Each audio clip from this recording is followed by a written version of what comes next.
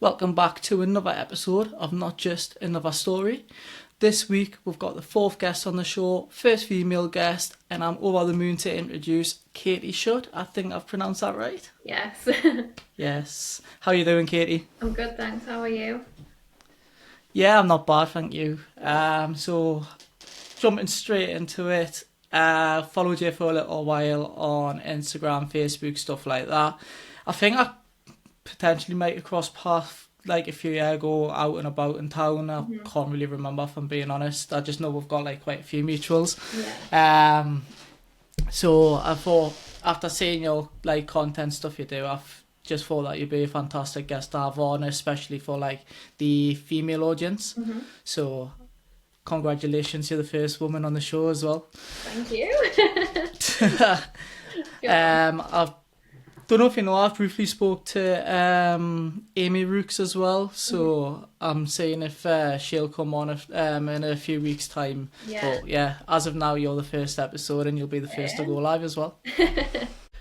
So, main aspect of what we see on social media is fitness content. I would say is quite a lot of your personality, like on Instagram, social media, stuff like that. So I'm just thinking as well, a lot of people's going to think this is a fitness podcast because I've had 3 out of 4 guests who are all fitness based.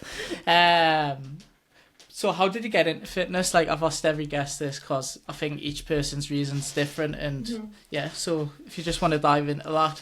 Yeah, so when I was 2, my parents put me in a ballet class. All right. And I hated it at first. But then it kind of just grew and grew and grew. I did ballet, tap, jazz, disco, basically like all of the types of dances that you can do. And then when I was like maybe 11 or 12, I was like, right, I just want to do ballet. Like, this is where I want to go. So Yeah. then I went to a proper ballet academy. All right. And it got to the point where all the girls were kind of, like applying to different dance schools and stuff, like the really good ones. Yeah. And my ballet teacher told me that I wasn't good enough, and if I'd joined a year earlier, I would have been good enough. Okay. And also the thing of like, I'm really tall. I haven't got a ballet kind of build. Right. I never have, and I never will. So I got to the point where I was 18, and I'd done all my exams. There was nowhere else for me to go unless I wanted to go into teaching ballet, which I just no. Yeah. So I was like, right, what do I do now? And then I started going on Instagram, and I remember it so vividly. It was this bikini competitor. And I looked at her and I was like, oh, shit, I want to look like that. Yeah. So that's it was just at like my local leisure centre gym. And then I graduated to a better gym and then another gym. So yeah, that's kind of basically it. I've always been involved in fitness. Yeah. So like literally from being a toddler, you've just been involved, and then it's just graduated like doing something you really enjoyed, and then obviously like a lot of people do, just kind of transitioned into actually like, would you class it as bodybuilding type of training? Similar? I guess there's a thing with bodybuilding and bodybuilders because it's like she doesn't compete, so she's not. Yeah, yeah. But I suppose strength training, resistance Strength training. it's all the same thing. People just like to put labels on stuff. Yeah, no, definitely. So obviously I seen that you ended up becoming a PT as well, is that correct? Yeah. Do you still PT now or I don't. don't? Nah, I don't. How did you find PT when you were doing it then? Like, was it just you enjoyed working out, so you wanted to do it as a job, so got your PT qualification, stuff like that, or? It was actually I got my PT qualification through lockdown. All right. I dropped out of university. I was training to be a paediatric nurse. All right. But I was in the hospitals when lockdown happened. And I needed to leave. Yeah. So me getting into PT was kind of just after lockdown and people didn't have enough money, like they were worried about jobs. So it was one of them things of like maybe it just wasn't the right time Yeah. kind of actually start off like that. Don't get us wrong, some people have started great businesses, Yeah. but at the time I didn't have a very good business mindset and I didn't really know what to do about it all. So Yeah. No, fair enough, really. And to be fair, working in the hospitals throughout that time as well, I bet you that was like a massive strain on your mental well-being as well, because oh, it they was were jam-packed as well at that point, weren't they? yeah, we my ward got put like closed down and we all got moved on to another ward, so there was double the patients, double the staff, double the students. There Oh, was man. nurses crying, nurses walking out, and I was sat as a first year student nurse on Yeah. my first ever hospital placement, kind of like, nah, this is not for me. I can't be in this Yeah. place. Talk about getting chucked into the deep end, man. Jesus. I know, I mean, you've dived head first into that one. literally was. It was horrible. So, did you ever, like, going back into the fitness then, did you ever compete on, like, with did you say bikini modelling? Did you ever do, Bikini. like, that sort of competitions or anything like that? I've prepped three times. No, two, maybe two times. I can't remember. No, Yeah. definitely two times. Yeah, I've prepped two times. First time, my body wasn't really in the best starting position. Like I didn't have enough muscle. My my body composition wasn't great. Yeah. And I struggled a lot with the binge eating side of it, especially as I got leaner and more hungry. Yeah. And then the second time was second time was a shit show. I needed longer to prep. Right. I was losing weight. I was very, very lean. Um, but then life life happened and Yeah. life got in the way, so I had to just pull the prep, and I haven't done it since. Um, and I always say, because everyone always says, Katie, are you ever going to compete? Like you've been on about it for ages. Are you ever actually going Yeah. to do it? And I don't know. I always say to my friends, like, you know, if I get lean enough to the point where I think, okay, it's within arm's reach, Yeah. then yeah, I might carry it on. But I'm not ever gonna kind of have my mindset set on that anymore, because for me it wasn't very good for my mental health. Yeah. I was just going to touch on that, like, with because I've watched a lot of people do, like, prep stuff like that, like Mm-hmm. Christian Guzman stuff like that on YouTube. And it seems like it's a massive struggle, especially when you're coming into those, like, peak weeks as Mm-hmm. well. So being like that lean, obviously you're in a massive deficit, stuff like that. But it on its own, like, disregarding training, just being like that hungry as well, being in that deficit. Like, how did you cope with that mentally at the time as well? Because I know obviously you didn't end up competing, but obviously you still went through that preparation. So how did you kind of cope with that? Like, what did you do to adjust your mindset for it? Do you know, through prep, especially as I got leaner, I was thriving. Like I had more energy. I was Did you? getting up and I was training every single day, like whether it was cardio or steps or actual training. Yeah. Um, I was enjoying preparing my food. Um, but obviously at the same time it is a struggle. You do get hungry on an evening, but I don't know, for me, I've just you've got to remind yourself that like you're the one who chose to do this. Yeah. No one is forcing you to cut down your calories or to do all them steps. Like not even your coach can force you to do that. So Yeah. it's like something that you choose to do for yourself, and you kind of just gotta focus on the end goal and like, but also take it week by week and or even day by day, and just kind of take off your boxes and get shit done, and then Yeah.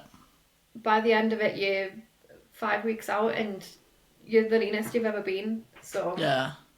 I suppose it's a bit like a dopamine hit as well, isn't it? When you can actually see like your body changing to match your goals as well, and you can finally see like the changes within yourself.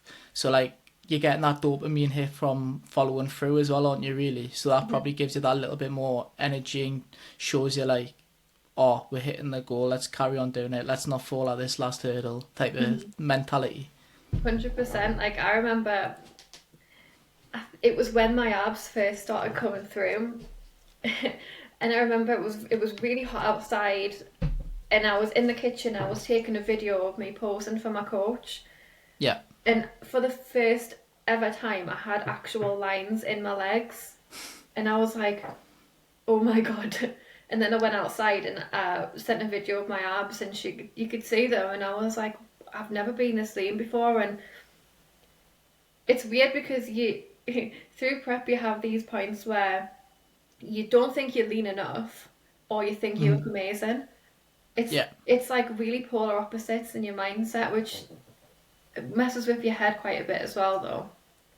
I can imagine, because seeing your body change like that, and then say the next day, for example, like if you're that slightly more bloated when you're that lean as well, you'll be to probably see the difference. I'm assuming anyways, and then that probably gives you like that little bit of a downfall as well. So you've got like the two sides of the spectrum, where one day your dopamine's up, yeah, like you're thinking, oh amazing. Next day you might have had like a little bit more, say, water consumption, anything like that, look a little bit more bloated, filled out the next day, and it's like, I was here yesterday, and then you're like right back down again. Literally. Really humbling, especially when you're that lean, and like, because your body fat percentage would have been right down as well, wouldn't it? Yeah, I mean, I never got it actually measured, but I can imagine it was very, very low for a woman. Yeah. Very low. No, I can imagine, like, because going off like pictures and like your social media, like I don't assume it would have been like it's very high now, but obviously when you're cutting for competitions, it's always like a lot lower than what your probably healthy body fat is anyways, isn't it? 100%, 100%. So like the slightest difference will probably, like the slightest change will probably show in your physique as well. Yeah, not even that. I mean, I'm just assuming. Yeah, you get, another thing is like you get cold. So it could be peak summer and you have to go out wearing like a full-on tracksuit because your body fat's so low that you're just freezing cold all the time. I never even thought about that, you know, but yeah, of course that's just, to be fair, that's quite like plain and simple. I don't know why I've never ever thought about that when I thought about like having low body percentage. I never did either, so. Nah, it's mental, to be fair. So walking around and it's like 20 degrees and you're in a hoodie, leggings, stuff like that. Shivering as well. Oh, nah. That's not for me. Like, I wear shorts like even in Christmas, so yeah. I'd be knackered because I hate wearing joggers, jeans, anything like that. Yeah. Like when I used to work in the office, I used to hate going in because it was like you had to wear jeans, and I hate wearing jeans as it is. Like, if I could, I would just wear shorts 24/7. Yeah. Nah, I didn't even think about that. That's mad, to be fair. So, I know obviously you never ended up competing, but what was it that made you do the posing coaching? Because is that something you still do now? Yeah. Yeah. I guess it's a mix of like my love for bodybuilding and also my love for dancing. It like just combines it. So it was when I started learning how to pose myself. And I was watching YouTube videos of Emma Heineman.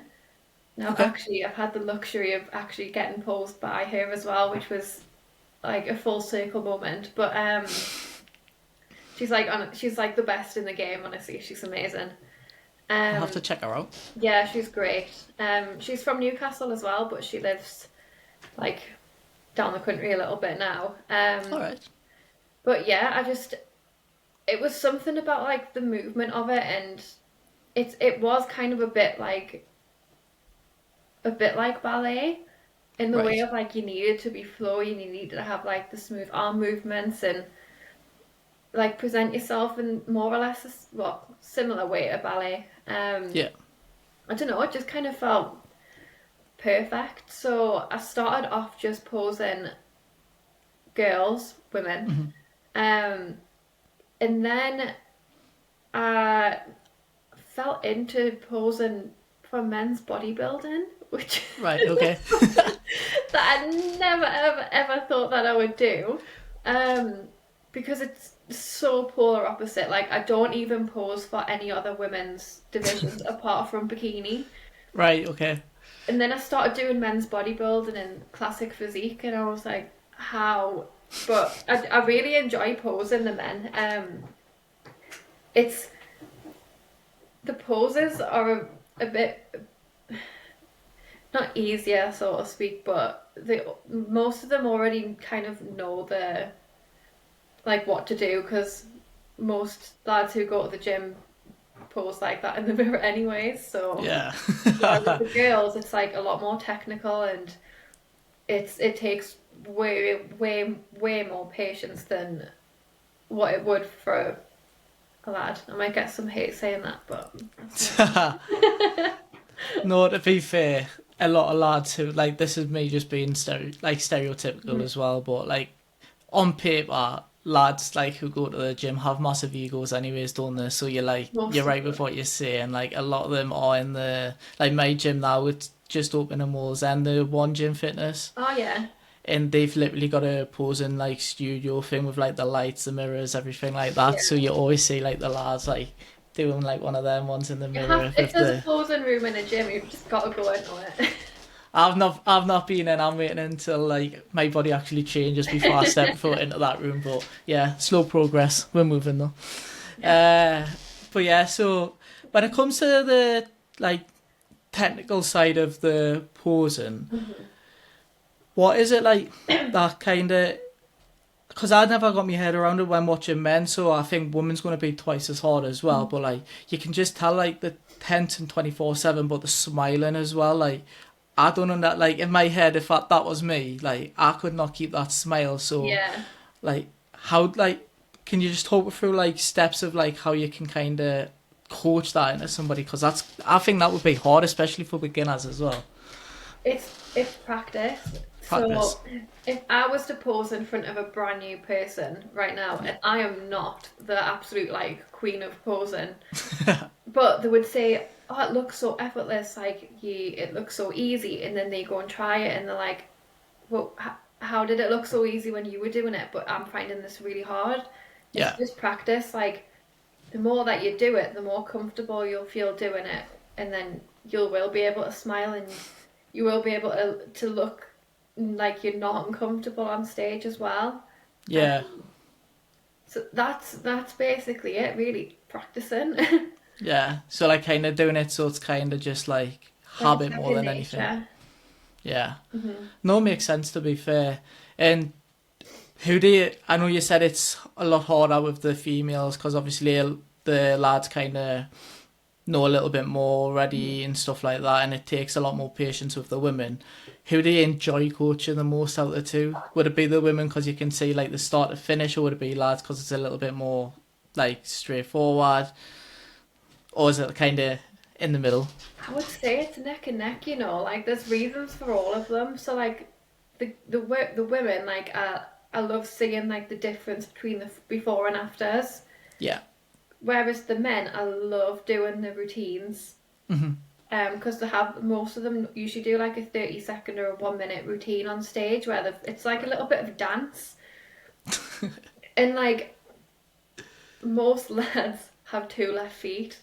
Yes, I I can think I vouch just for like that. the challenge behind it, you know, like the girls, it's like it's really challenging to get them to where they need to be because it's moving your bodies in like different ways. Yeah. And then the lads, when they start doing this routine that's meant to flow and meant to like look really smooth, it's like they don't know how to do it. And I really like the challenge of teaching them and then seeing them at the end and they're like, oh my God, look what I can do. Yeah. Yeah, it's good. No, that's good to be fair. And just closing in on like the posing and fitnessy side of things. Have you had any clients that went on to win competitions or get like to the final stages, anything like that? I've had quite a few. Obviously, the coach and the actual client does most of the hard work. Yeah.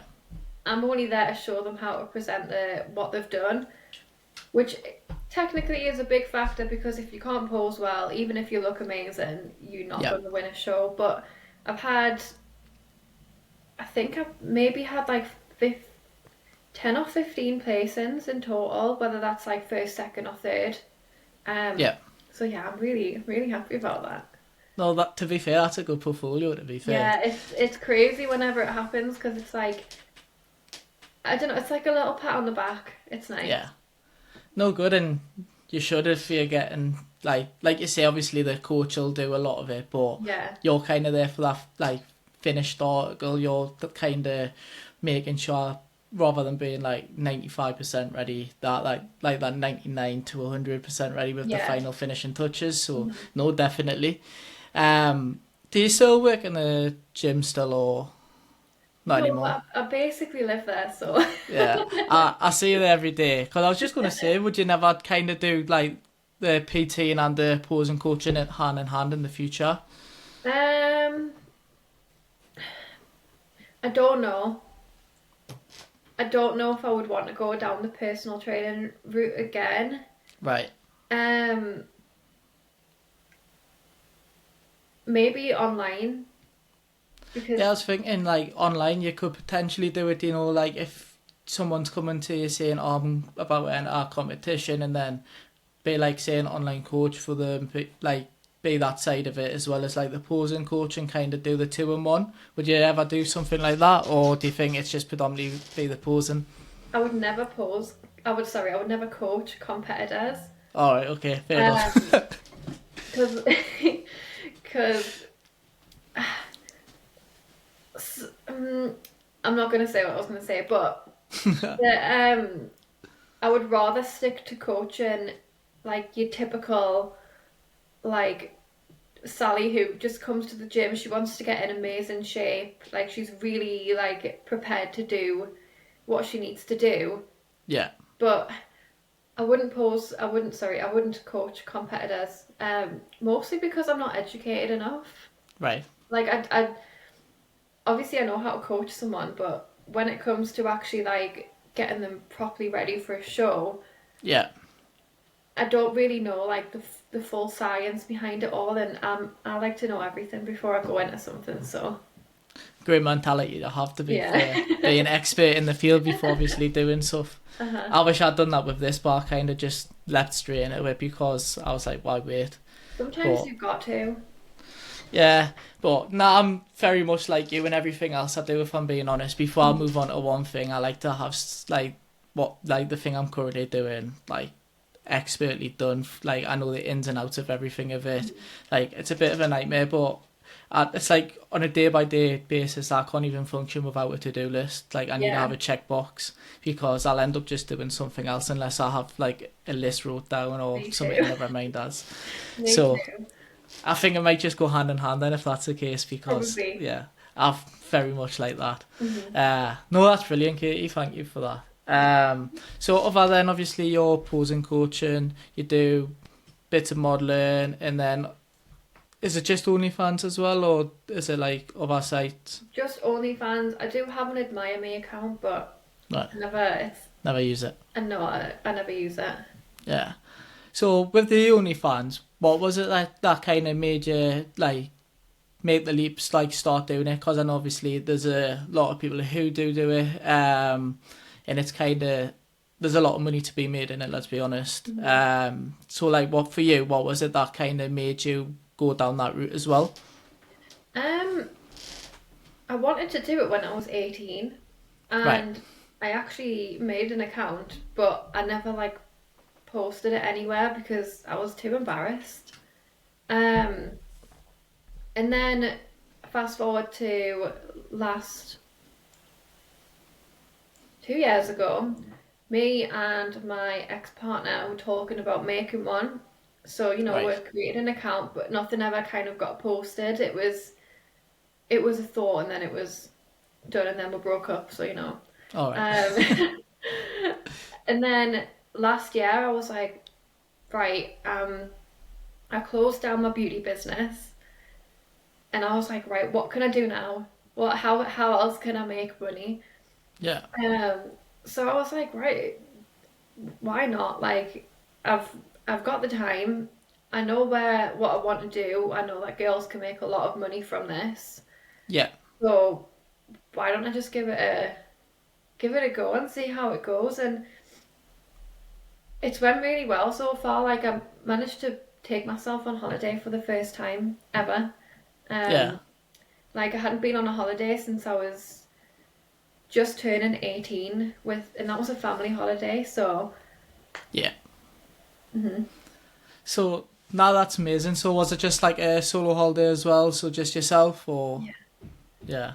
I Mhm. love them, to be fair. I've just started It's doing them. so I've got good. one booked for, think I'm doing Poland solo on in December. Oh, nice. So I've managed to get it for like when the Christmas market and that's in Krakow. So Yeah. that that'll be quite good. 3 days. I mean, I'm doing the Auschwitz tour as well, so I don't think I'm quite ready for that. But Yeah, you yeah, should I definitely do go love a for solo that holiday. one. uh, any more planned or not at the moment? Um, I don't know. Don't I know. keep saying this to people, like I just don't know where else I want, like where I want to go next. Yeah, where Um, did you go? I went to Dubai by myself. My Can I parents ask were a like question on absolutely that freaking actually? it. About that, because I really want to go to Dubai, right? But Mhm. I mentioned it with Ryan Conwell, who I'd done a couple of episodes ago, Yeah, and I always said like I love traveling. I love going away on my own as well. Like I really enjoy being away by myself. yeah, So I haven't done it properly yet, but I travelled to Australia by myself until I stopped at my friend's house. But the travelling on my own, I really enjoyed. yeah. So I want to do more of that, but obviously properly. And I always thought when you look at Dubai, I always thought like it's not somewhere you go on your own. Like It's you not. would have to have somebody. Would you recommend going on your own, or would you I say go would. when you? No, I would actually recommend going on your own. Like, I had the best time. I stayed at this like lovely hotel on the Palm. It was like a wellness retreat. So All right. I had like super healthy breakfast every morning. I had like charcoal yogurt and stuff. It was really nice. Um, and I just did what I wanted. Yeah. Like, I think people like my mentality behind it was, right, I really want to go here. Yeah. None of my friends want to come. I haven't got a partner to go with. I was like, am I really going to sit around waiting for somebody to go to Dubai with when I really want Yeah. to go to Dubai? Like, um, so I just went, and my friends were like, Kate, you crazy. And I said, well, no, if you think about it, and now I can go on holiday and I can do whatever I want to do. Like, if I want to chill in the room all day, I You can can chill chill in in the the room. room. No one's going to stop us. Yeah. So yeah, I had the best time. Nah, amazing. So that to be fair, I always put off Dubai for that simple reason. Where I was like, it doesn't look like it's a place where I'd want to go just on like me ones. But It I depends think what you want to do, though. To be fair, like if you I'm don't not a drink, massive drinker, so yeah. See, I don't drink. The one place where I went, like the most important place where I went was the Aura Sky Pool, right. and I remember walking. So I booked a front seat lounge, like to view over the whole palm, and like I kind of at this point it was the end of my holiday. I was like I didn't even think about being by myself and thinking about like anything or like that. So I went and the woman went, just you? I went, yes, just me. And then I went and sat down in between a couple and a whole family, and like we ended up all chatting. Like I'm quite introverted, but I will chat to people. Yeah, I'm like an extroverted introvert. I like my that's own. what I say I am. Yeah. And like we ended up chatting, like they were taking photos, I was taking photos of them. It was like it was good vibes, like uh, I just really enjoyed it, and I would go back again by myself, and I would go to other places by myself too. Yeah, no, definitely. So for me, I want to do a lot of Europe as well next Mm. year. I think I want to try getting in at least 3 different like European like destinations next year, and potentially maybe he's one longer haul one, but gonna see. But I think after speaking to you now, I think Dubai I'm definitely gonna have to put back on that list for traveling to, like, because I'm like yourself, like single lad, family. Obviously, they just do their own stuff. My friends are kind of that I'd be far type of My holidays friends where are like that too. it really doesn't like interest me. Like when I go away now, I would like with Poland, for example. I want to see the culture more than anything now. Like Yeah. I like speaking to natives of like that area as well, and just getting to know them and stuff like that. Yeah. So that's what I've done now. Like I went away to Spain, and my cousin was like, "You just speak to everyone, don't you?" I was like, "Well, you have to, don't you?" Like. Oh, I do. I'll go up the shopping. Like I'll make best friends with this random woman. Like it's what I You do. don't find that a lot over here though, do you? Like, You I really think don't. in Like, the UK, nah. when I went to Australia, the cashier was like, "Hello, how are you? How's your day? What you doing today?" Stuff like that. And I was really like the first day there, I was like really taken back because over here it's just beep, beep, Yeah, like you beep, don't beep. talk. Nah. So now when I do it, I go to a shop and ask them, and you can see them kind of a bit taken back, and then like, but then you see them start like having a laugh with you and stuff like that. So I think it's Yeah. kind of because nobody speaks to them, they don't speak to anybody else, Mm-hmm. and then when they do, they're like they're startled by it more than anything. It's a bit Yeah. weird. I know, 100%. But bit of a tangent there on travelling there. I Sorry know, about that. wasn't it? So jumping back to the OnlyFans then, so obviously it gave you that opportunity to travel Dubai, obviously very nice destination. I'm assuming I've heard it's quite expensive over there as well when you're actually over there, never mind booking holders. So before you actually started making it public and stuff like that, were you worried about kind of what people's opinions, like your family and close friends would be or anything like that? No, No? no. I didn't actually think about it. And Right. I don't know if that's me being selfish or me just not caring about other people's opinions. Like it it was something that it didn't like I don't know, for me Yeah. it's just a job. Like it's obviously it's a bit of a different job. Um but I'm not doing anything to harm myself, Yeah. to I'm not doing anything against my own will. Like everything that I'm doing is consensual to me, Yeah. and it's natural stuff. Like Yeah. people slate on OnlyFans, whereas like I bet you the person who like slags you off the most has the biggest toy collection and uses them every single night, like, and then they have the audacity to go around and slag you off. Yeah. No, What I I mean? agree, by the way. Like, I don't say anything wrong with it. Hmm. For him, the way because I'm very kind of not money orientated, but more business orientated. So if you can make money off something, I say do it Yeah. to a obviously a certain extent. But I think it's a fantastic platform because originally OnlyFans as well wasn't actually made for that sort of platform, was it? It was more for No. like exclusive like business opportunities, stuff like that, wasn't Yeah, it? it was like a paid YouTube, Yeah. basically.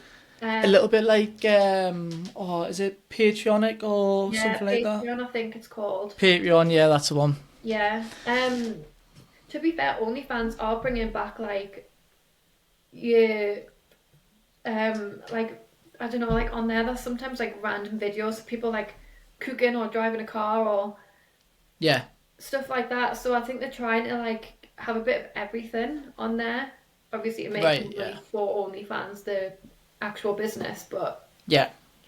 you can when you say you do OnlyFans, people's minds instantly go to, oh my god, she's having sex with everyone she looks at, like she's Yeah. selling her body, she's a prostitute, she's an escort, like Oh, it's not that, like, no. but people's minds go straight to that, and I get why, but Yeah.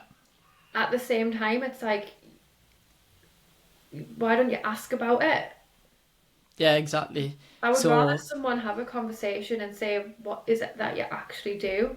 Can I yeah. understand a bit more? Because then that way, then they can understand. I don't care about people judging me. People's judgment on me is their problem, not Yeah. mine.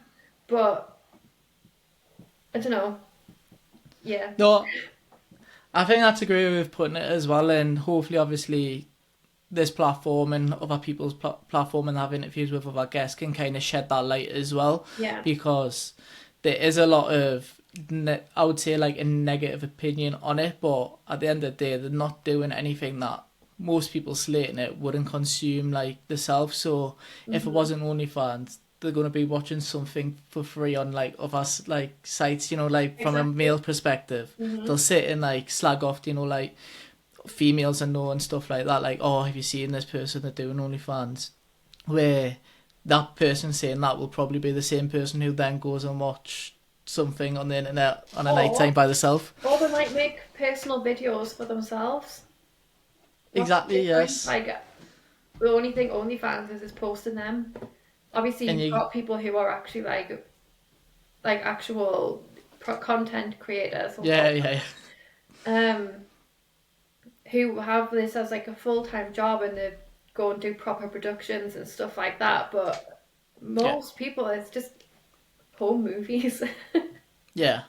No, I totally get that. And just going like touching on with the friends thing, so I think it's a great mindset to have as well, like kind of I don't think it's you being selfish when we touched back on that. I think it's just you having that very, like, strong, like, belief of not really caring about other people, and I think it's a excellent mindset to have as well.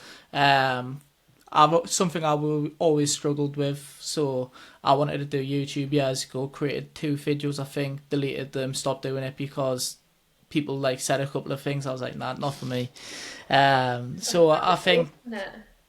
exactly. So I think you having that, like, it's a massive, like, kind of inspiration to have that mindset of other people who kind of follow you and stuff like that. So hats off to you for having that kind of outlook. It took a while to I get think it's their amazing. mind. Yeah. Well, it does, doesn't it? It's like this for me. Obviously, I started doing YouTube videos when I was 17, 18. Stopped it. I'm 20. I turned 26 in September, and I've just started kind of doing like content creation again. So Yeah.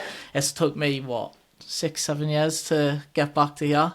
So it is a slow process. It happens, but Yeah, I think everything happens for a reason, in my opinion. So like I'm a true believer on like fate, stuff like that. So there's a reason why I didn't do that back then and why I'm starting it again now and actually pursuing it, and it'll probably be similar to you. It took you a while to get there. Once you got there, like you said, you didn't post, you didn't publicise any of it. Now you Yeah. do. So all happens for a reason, in my opinion. It does. So with the having that obviously belief, the next thing I was going to say is, did you speak to anyone to give them a heads up to say, oh, you're starting doing this? But I'm assuming you didn't like mention it to anyone beforehand or anything like that. No. No. I did. So obviously, my family obviously had opinions. And I have younger sisters. Yeah. And my thing for them is I would never want to cause them harm. Yeah. And they were getting kids at school had found my Twitter account, Right. which I don't know how. This should not be on my Twitter account.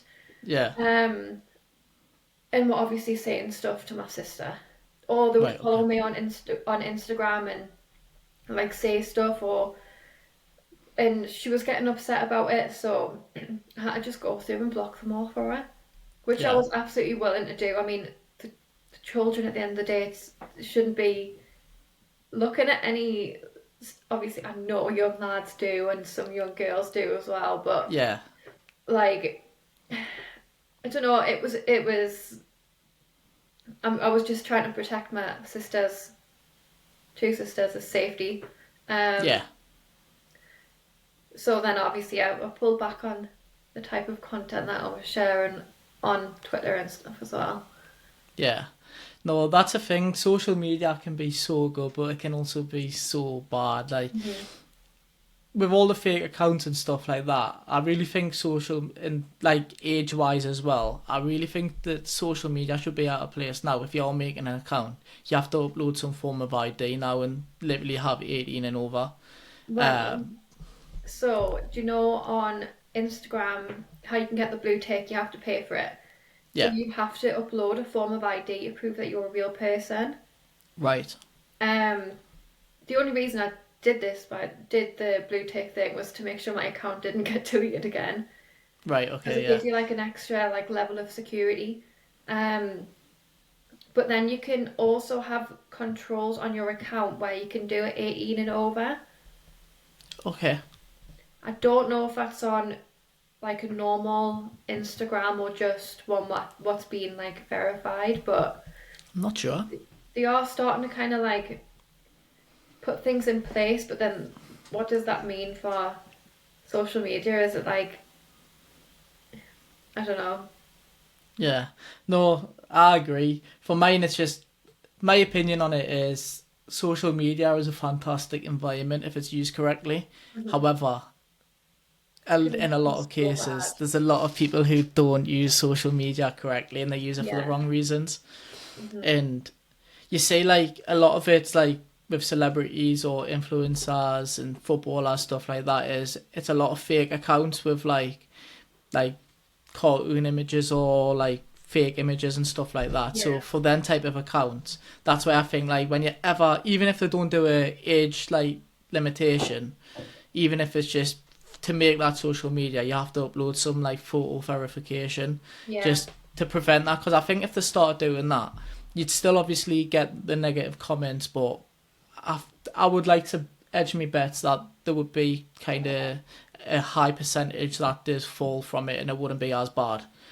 Yeah. Because a lot of people who do it do hide behind the accounts. And with you kind of posting that sort of stuff, do you get a lot of like them sort of comments on your social medias, or a lot of your like comments and engagement quite positive? Um, I very, very rarely get hate comments. And if it is a hate comment or a hate message, it'll be from a fake account. Exactly, yeah. So I really don't. I don't take it personally. I don't even reply. Like, Yeah, if you've got to hide behind a fake account to say something, yeah. yeah, that's all. I think that says it all, doesn't it? So It really does. nah, that's one thing I'm kind of trying to get myself mentally prepped for is the negative comments, because I think obviously with me be posting on YouTube as well as like every other social media, I think like that's kind of massive target. And podcasts as well, you're never going to get everybody who agrees with maybe yourself or the guests that you've got on. So I'm putting a disclaimer in front of one of the episodes that I've got that comes out before this one. Just because some of the words he uses, I probably wouldn't use. He doesn't say it in a negative, like in a nasty way. Like it's a way like you would probably speak to your friends, Right. but like when you're putting it out there in public, it's a bit like, It's a bit different, isn't it? yeah. So for me, I didn't get offended in the episode. I didn't like tell him to curve it in because I want people to kind of have that freedom on here. I don't want to kind of be very restricted on it. So, but yeah, he was like, basically, he was, instead of just saying you must be dumb or something like that, he used it to. So No. it's one of those ones where it's like back in like 5-6 years ago, you could have probably got away with it. Where now I I'm don't just think you can now. no, I haven't absolutely heard not. anyone So say that in a long time. nah, neither. Until he said it on the podcast. So at the start of that podcast, I've put a clip in already that just says disclaimer. There is some. I haven't wrote the transcription out for it yet, but I'm going to write something that kind of settles that, so I don't get the hate for it. Yeah. Because it's not the phrasing I would use. Like don't think I've used that phrase since I was in high school. Yeah. Yeah, but it's one of those things, and I think people just need to a lot of people these days need to look at like how it's said as well, rather than what's being said. But yeah, I think I'll get some comments on that YouTube video for not obviously shutting it down, because I didn't. But Yeah. like, what's your advice for like them? Is it just kind of don't take it personal? Everyone's going to have an opinion. Any advice for setting myself up for that? Two things. So obviously, don't take it personal. Everyone's gonna have an opinion, Yeah, and also sometimes people's insecurities come across as hate or negativity. right. So, for example, if 5 years ago I'd seen a girl who looked absolutely stunning, she was got a beautiful dress on, I would find something to pick at her for because she intimidated me, she hurt my ego. Whereas Yeah, now, because I've worked on myself quite a bit, um, I'm able to look at someone and say, "Oh wow, they're beautiful," and not pick out any flaws. yeah, But it's conditioned into people to pick out flaws. Like you, the media do it all the time. The media always say like, "Oh, this person has put on five pounds in 10 years." Like, do you know what I mean? Like, yeah, we're not conditioned to be nice to each other. We're conditioned to be awful to each other and keep each we other are. like at a low vibration, which is what the government wants, but that's a different topic. It is, yes. I could speak all day about that, but I'll not get too much into politics and stuff. Yeah. That's been briefly discussed on a previous episode as well, which is quite a fun discussion. And Yeah. I said some things on there which could potentially get hate as well. But yeah, that'll be a fun one to watch. Yeah. No, so we'll get on because I know you mentioned vibrations there, so I'm going to mention kind of that sort of stuff later on in the episode. Jumping back to obviously the OnlyFans side of things, stuff like that, but on about relationships and like your sisters. Going forward, I know you mentioned your partner and yourself were going to set one up, but then you ended up ending the relationship. Have you ever had any kind of fear that by creating that sort of content it might kind of not like prevent any future romantic relationships, or is it the case where because I know obviously now you're comfortable with yourself, very similar to like myself, are you in a place where now it's like if somebody doesn't want to be in my life because of that, that's their issue, the right person will come around eventually anyways? Kind of what's your thoughts on it? Yeah. Basically what you've just Basically said. Like, I would never, ever, ever in my wildest dreams stop anyone from doing their job because I wanted to be with them. This could be like, it could be anything, right? Like, if I had a partner who was a male stripper, Yeah. do you know what I mean? Like, I would Yeah. never say, you can't go to work, you can't make money. The right person will come around, but this is not something that I'm going to do forever. I'm making my money while I'm young and while I can. Yeah. And I'm going to invest it elsewhere. Like, this is just a little stepping stone in the journey of me, I guess. So, yeah, obviously, it's always going to be in my story, but I've got other things in my story as well. So, yeah, the right person will come along and they'll be okay. yeah. No, I totally agree with it. It's like going back to mindsets as well. Like another excellent mindset I have really, because it's kind of what I found with myself is, I don't know if you're the same, but I'm so comfortable being on my own now. When I do start dating and stuff like that, I kind of struggle to transition into that sort of environment again. I don't. Yeah, same. Like, do you know what's worse, which I found, is in like my previous relationship dating, which was last year, it was like I was say 7 o'clock. It's not late at all, but like when it hit 7, 8 o'clock for me, like I'm winding down. Bedtime, so I'm in the shower, I'm literally in bed reading a book, watching a series, whatever it is, and then I get a message saying like, "Oh, you're coming to my," like something like that, or "Do you want to go and like for like a, I don't know, let's say a milkshake or something like that," and it's like, now I'm in bed. And it's only like 7 o'clock. I really struggled with that transition where I'm not like kind of just thinking about myself. I'm thinking about somebody else now. Where early in the day I was like, yeah, let's do it. But as soon as it hits that cut off point, I was like, Nah. And like, even if I was with them, then it was that cut off point, and like having them there, like talking and having like the conversation. Sometimes I would find myself just like, I wish I was on my own, like, cause I think I'll just get that thingy where I'm like used to my own company at that like point of the day.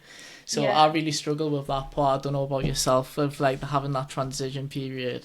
See, I'm a hopeless romantic. Like, I love love. So I'm like that though. Like I see other people and I'm like, I want that. Like I love it's seeing not people in necessar- love. it's not necessarily wanting what other people have. It's just that I love love and I love giving. Like, if even for my friends, so like let's take a partner out of this. If my Yeah, friends turned around and said, Katie, I need you, I'm having the worst day ever, like, can you come and do this? Oh, I would be there instantly. That's just the type of person that I am. yeah, Or like, I'll go out of my way to spend time with my friends or people that I love. So yeah, in a relationship, I'm like that, but that's where I'm my own worst enemy, because I can't be like that. It's not. yeah, I need to, because I'm like all or nothing. yeah. And I get you. I get you. I'm like that so, early on, and then it dies off, if that makes sense. So I uh need to find that balance. So I think I'm a little bit to the opposite of you in like that sense. yeah, Because even with, to be fair, even with family, I went to Australia for 3.5 weeks. I think I texted my dad 3 times. Like I'm I'm awful. so, I'm awful like that sometimes, so I'll not reply to messages to some people, and I fizz. reply in my brain, but then I actually forget to reply in real life.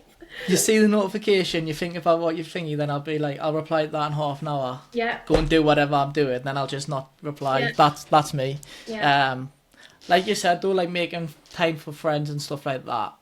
I do that in a sense with my friends, so I always try making an effort with like my best friend, because he lives up in Blythe, so it's a bit like out the way for me. So every 2 weeks, because he's on shift work, I try, like, we'll go on like a hike on a Saturday and stuff like that. yeah. Just because it's something that's not alcohol related. Because a lot of my friends, like who are closer, the only time you really see them is if you're You go going out on for a night drink. out. Yeah, and I'm doing a 60-day sober challenge at the moment, where I don't touch any alcohol, anything like that.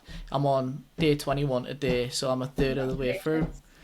I mean, when you say it like that, it doesn't actually sound that long, but when you think of the culture in Newcastle and like, Oh, especially my friendship group, it's quite long. yeah. I lost a lot of friends when I stopped going out. A Yeah, lot of friends. Well, really, they weren't friends anyways, but I lost a lot of people.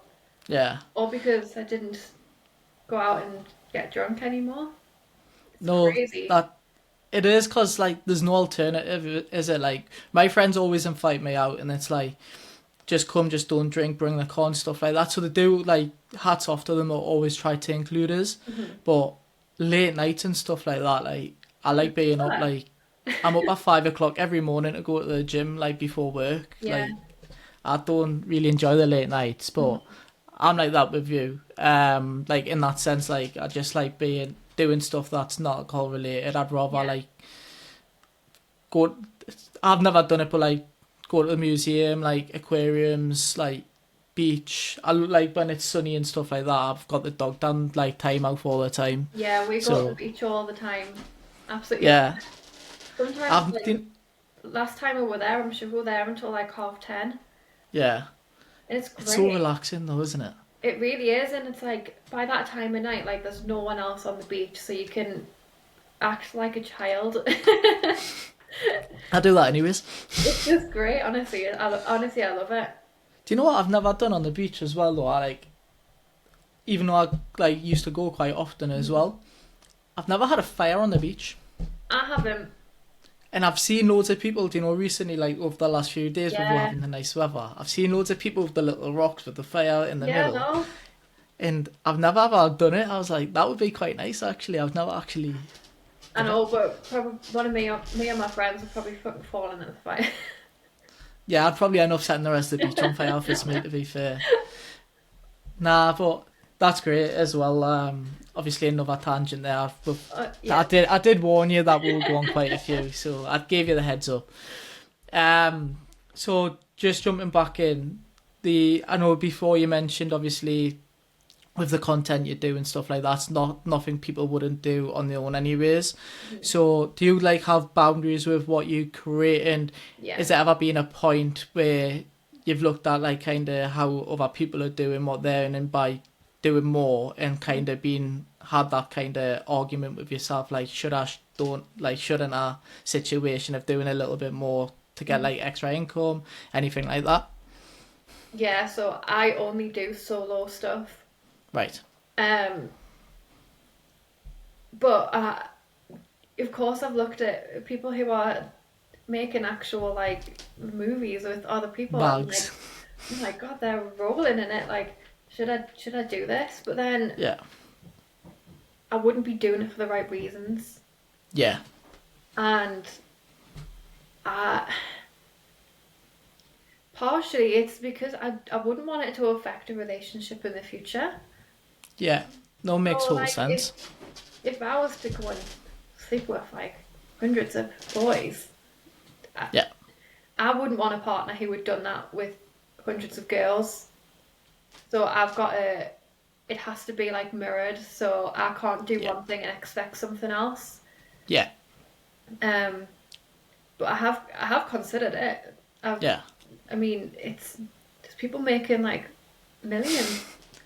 I was gonna say you'd probably be a little bit naive and stupid not to consider it at all, because obviously, like you say, making like bags off it, like ridiculous amount to be fair. But I think for you having those like your own life values that you've set yourself is like amazing, and sticking to them obviously shows the type of person you are as well, which is like another thing, like relates back to that mindset. So it's like really good to have those, I think. The thing is, people think that you can't make money from doing stuff by yourself. You absolutely can. Like, I've got a friend. I'm quite clued up in the whole like OnlyFans thing now in terms of like the business behind it. And I've got a friend who helped me out when I was first starting, and they said, don't do more until you have to. Yeah. Like, exhaust all of your options before you go on to the next thing. Yeah. Because it's like, why start with everything where you've got nowhere else to go? Yeah. You need to start with like the smallest thing that you could possibly do. Like, I don't know, if you've got a really good following on Instagram and you start an OnlyFans account and you just posting bikini or underwear pictures, people are going to subscribe because they're curious. Yeah. But one thing I will say is, you've always got subscribers who want more, who want to meet up, who are offering you crazy money to meet up with them. Yeah, I was going to ask if you ever had like weird messages off subscribers and stuff like that, and like if you ever like seen any out and they've tried like having like a weird conversation with you or anything like that. Some subscribers actually go to my gym. Oh, right, okay. Which the good thing is, on there they're anonymous, so I have no idea who they are. Right. And I'm kind of okay with that. Yeah, okay, cool. Like, because I don't know to like avoid them in the gym or to look for them in the gym. Like, I'm none the wiser. Yeah. And I know they wouldn't want me to know who they were either. Yeah, because it would be a bit weird as well, wouldn't it? Like if the and it's I think it's also like a respect thing as well. Like, they don't want to they respect me enough not to make it weird. Like, weird. Honestly, I have conversations with people on my OnlyFans all the time, and just general conversations. Like, I was chatting about spirituality the other day and stuff. Like, it's not just your X-rated content, it's actually creating a relationship with these people that then they can and they want to actually spend money on you as well. Yeah, no, definitely. I was just about to mention as well, like like God's like not actual cost, but like how you can make income from OnlyFans. So I've just got like a list here, so that's why I keep looking to the left of what I've seen like other people kind of do. So I know you've got your just generic like subscription where they pay like a monthly fee or something like that. Is there any other things on there that you can do as well? So I know, is it like they can purchase additional individual content on top of the subscription. Join like a VIP area as well. Is that right?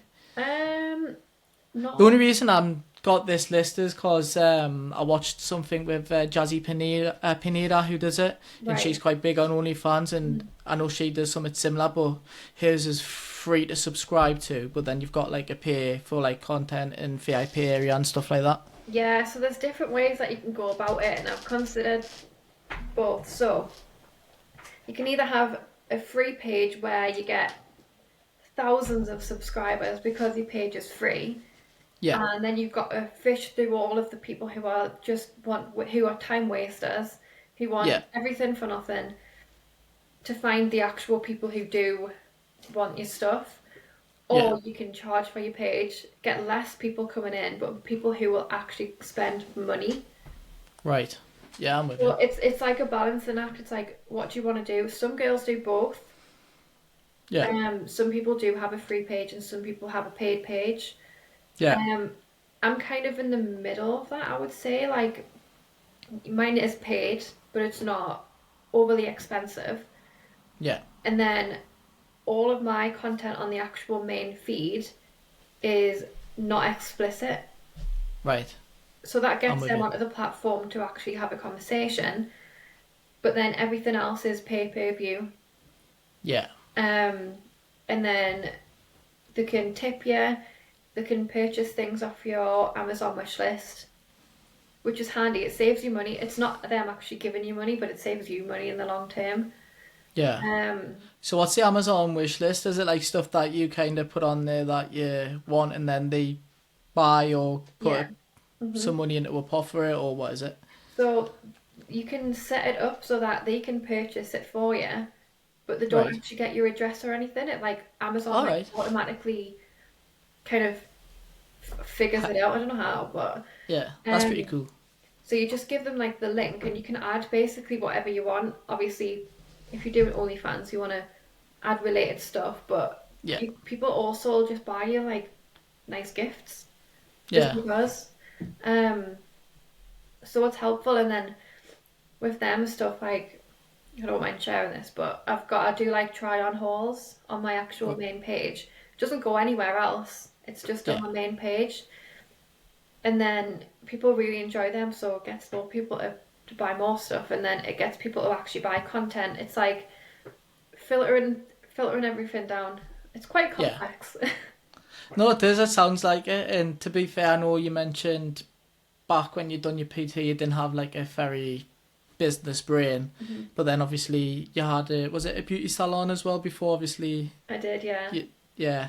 So then you would have had like, now it seems like from that, and then going forward and everything else that you're doing, you've got that kind of entrepreneur out like mindset on things and kind of how to monetize a lot of it, which is great. And having like the different breakdowns like you mentioned there, is it because I know of our like creators on it, I know they do things where like they'll get like personal requests which they'll charge more for, and it's like, I want you to wear this, like I want you to do this, and then they'll go, right, you need to buy me this for us to wear, and then what they'll do is they'll send that out to somebody as well. If you had any kind of weird requests like that or anything like that, because I know that's something Jazzy does. So Jazzy Pineda, I think it's like $200 and something because she's over in America.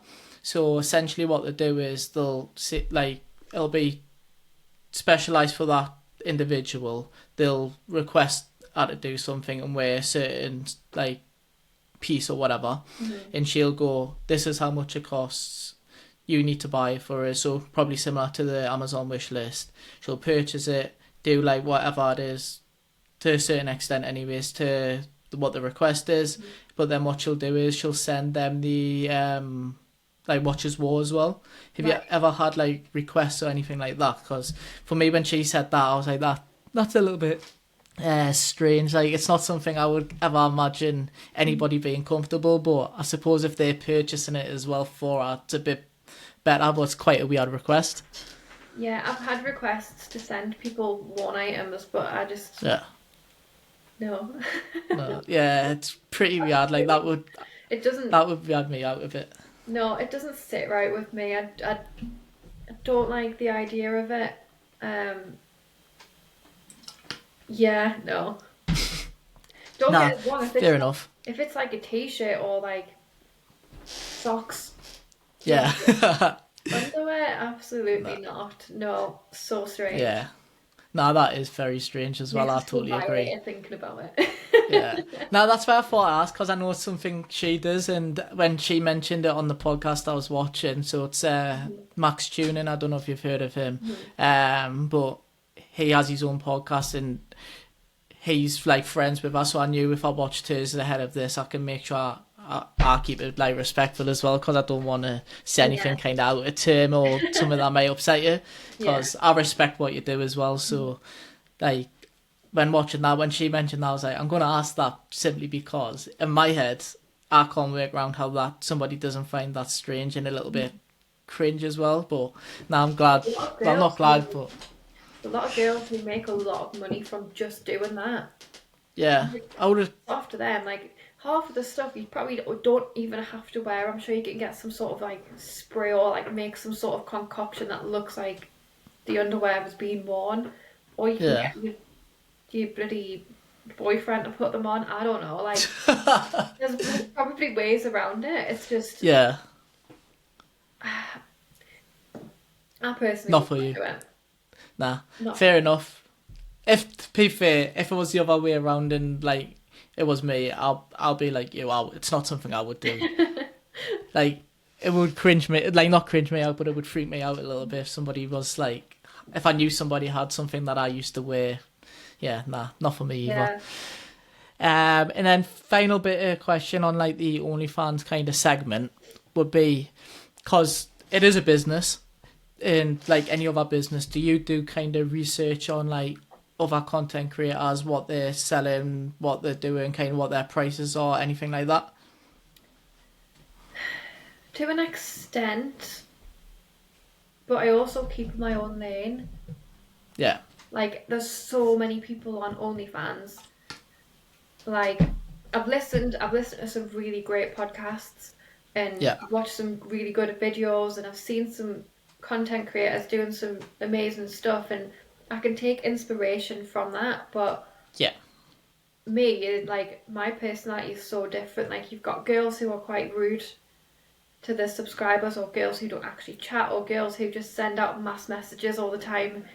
yeah. That's not me. Mine's very personal. Um, so I just try and stay in my own lane.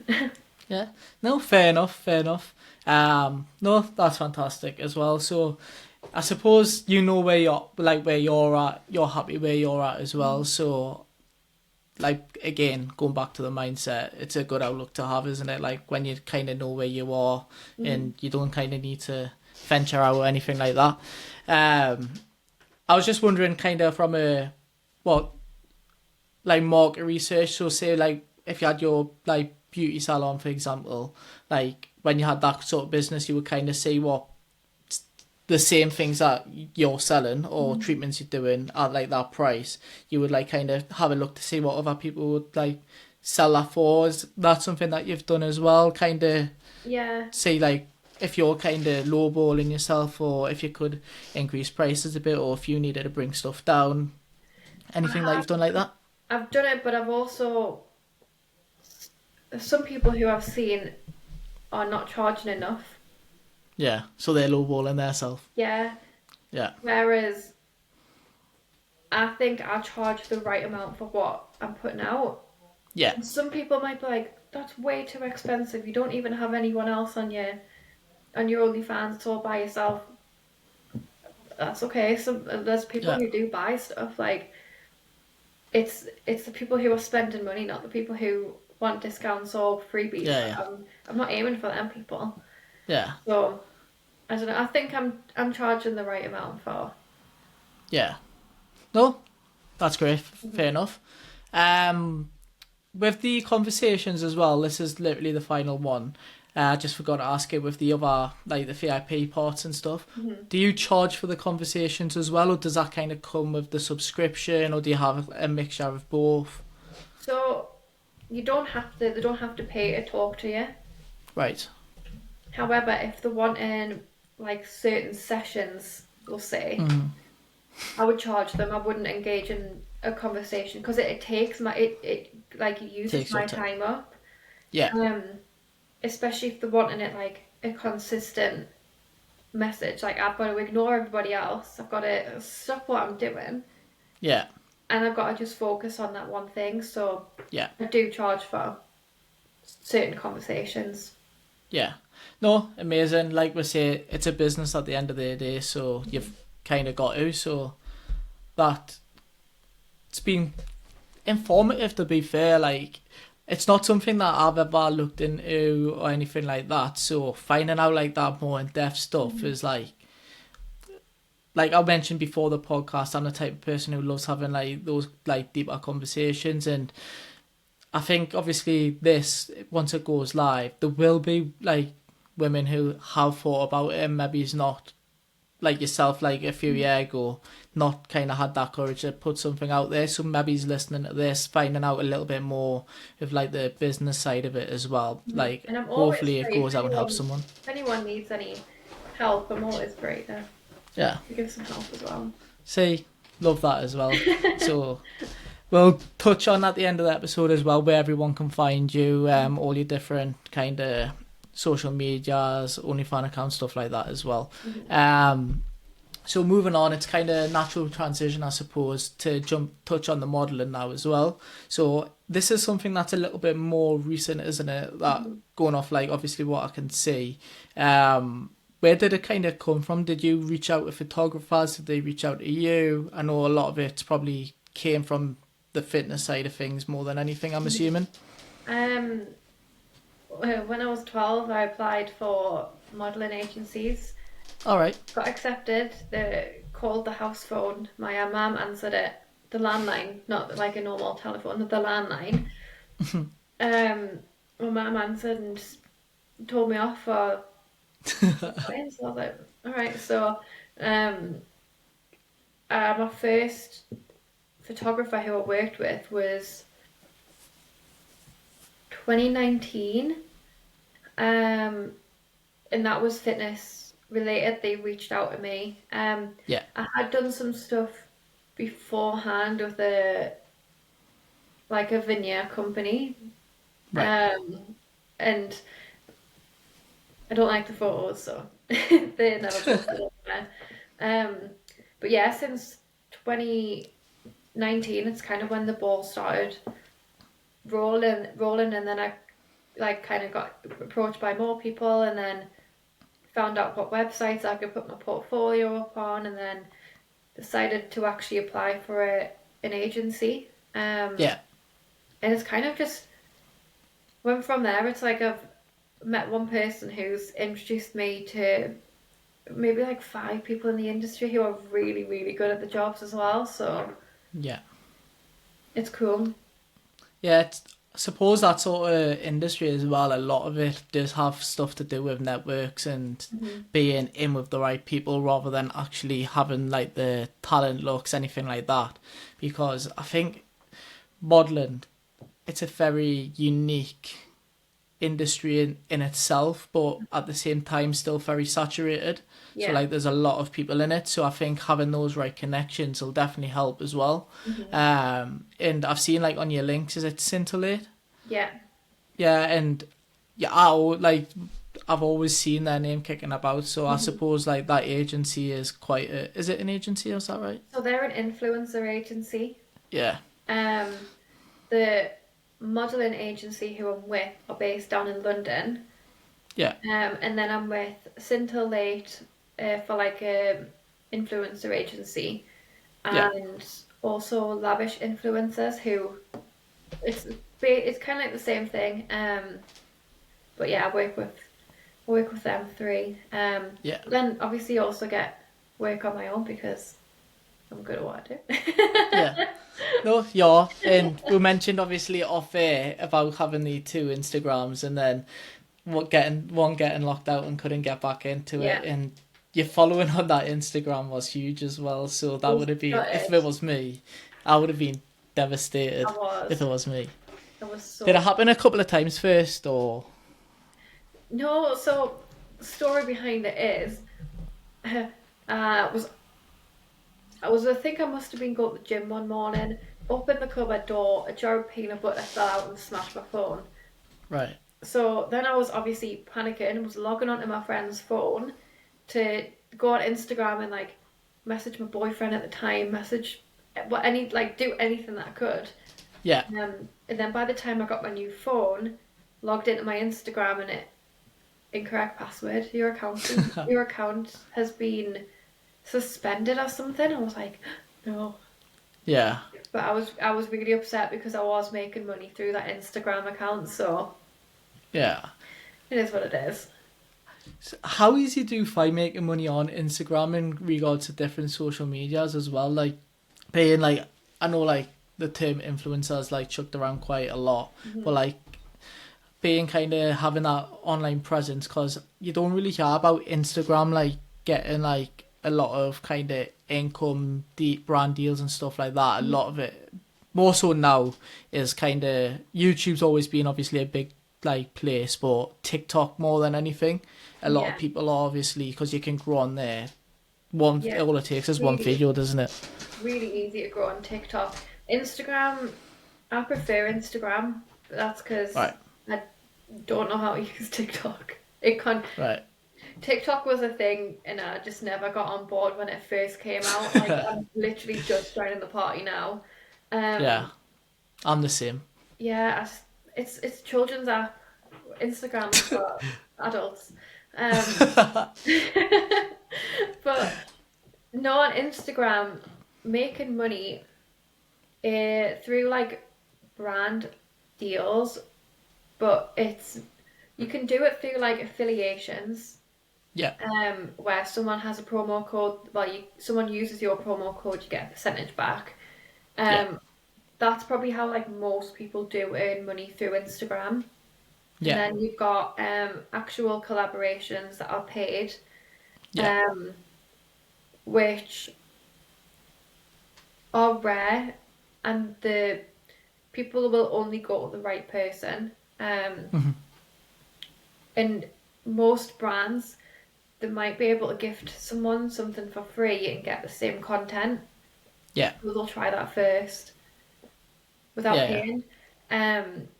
But it's then your job as an influencer to turn around and say, actually, I don't do gifted collaborations. I only do paid collaborations. Here are my charges for Yeah. what you're asking for.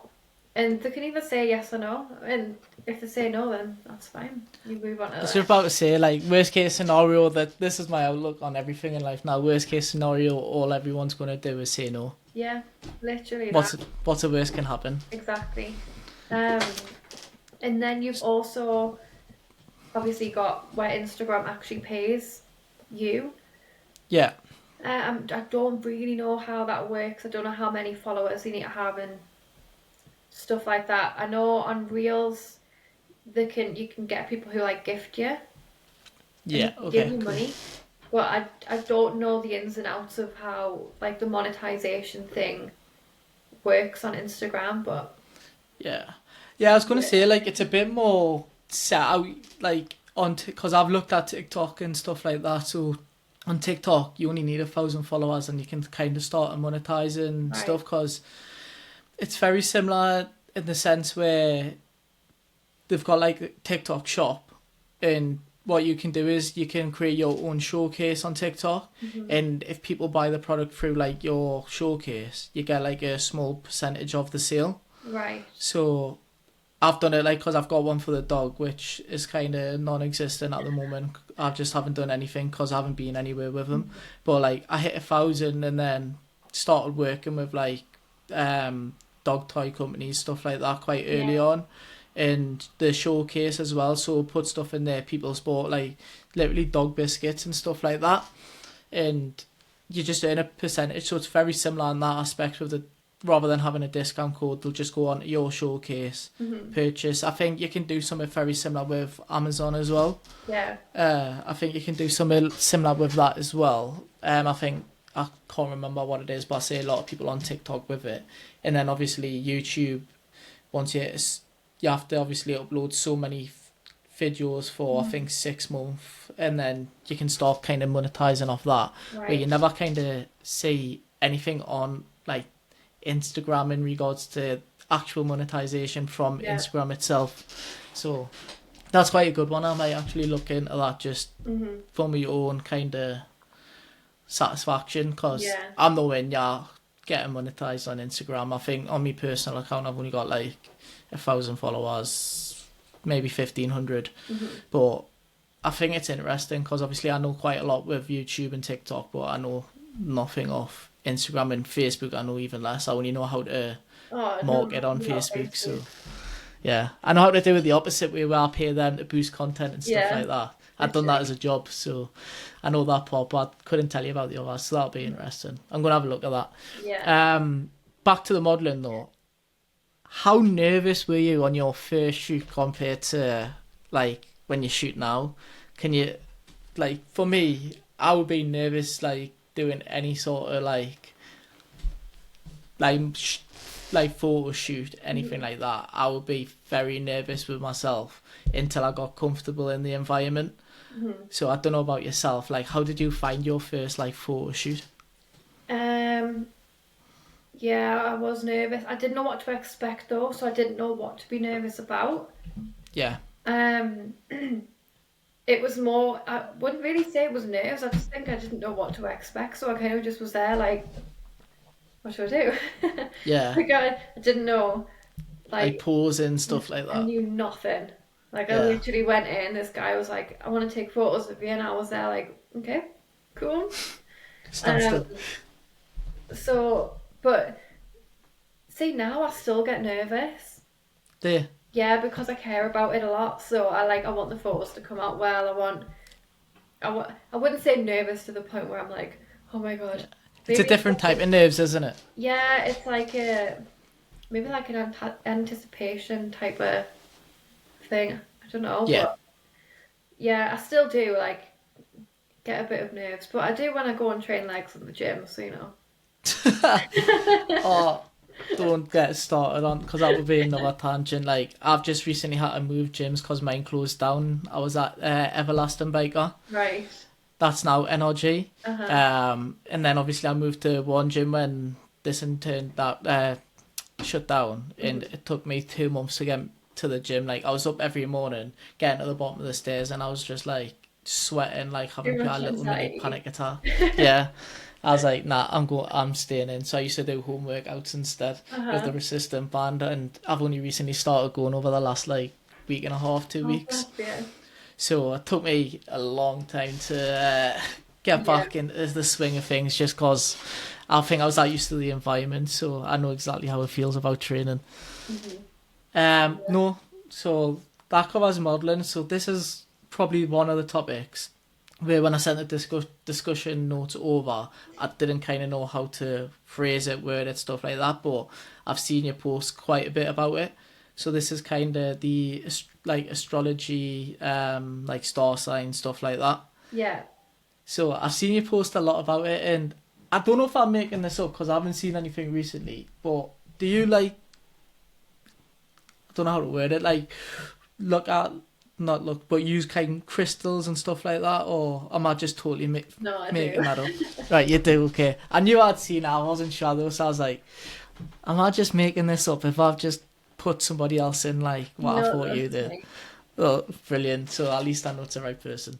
Um, so with with astrology, because astrology really, it takes me interest, but I don't understand. Like, I don't know a lot about it or understand it that much. Yeah. So what drew you to astrology and like star signs and stuff like that? And do you use that in your like day to day life as well, or like how does it all kind of work?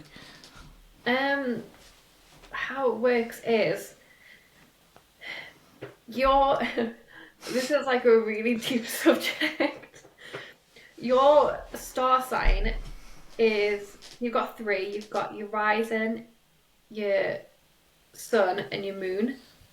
Okay, So these are based on the place, the date, and the time that you were born.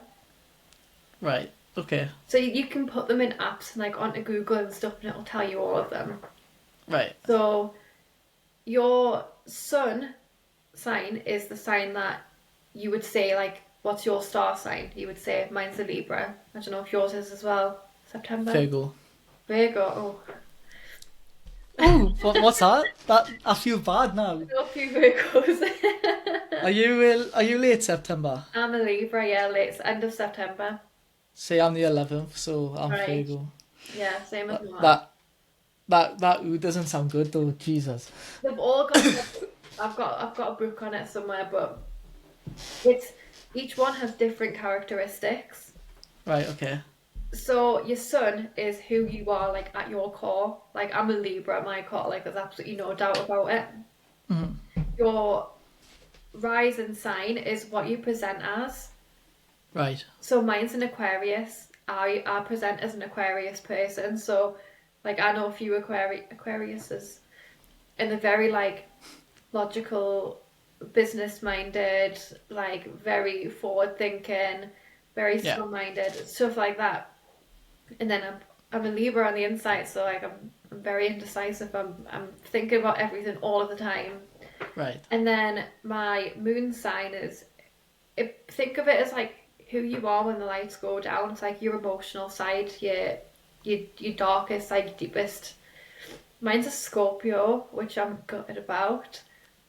But Scorpios What's are bad like about Scorpio? they're like hopeless romantics. It's like the apps like it's the deepest type of love that you can get is from a Scorpio. So So not a bad thing.